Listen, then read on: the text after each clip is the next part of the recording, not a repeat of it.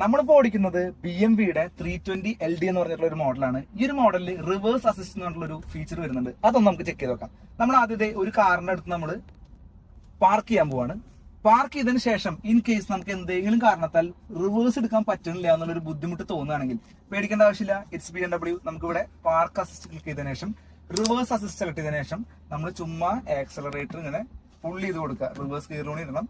പുള്ള് ചെയ്ത് കഴിഞ്ഞാൽ നമുക്ക് എന്തുണ്ടാവും, ഓട്ടോമാറ്റിക്കലി നമ്മൾ എങ്ങനെയാണോ പാർക്ക് ചെയ്തത് അതേപോലെ ഈ ഒരു സ്റ്റിയറിംഗ് ഓട്ടോമാറ്റിക്കലി റൊട്ടേറ്റ് ചെയ്തുകൊണ്ട് നമ്മൾ വന്ന അതേ ട്രാക്കിലൂടെ റിവേഴ്സ് എടുത്തു തരും.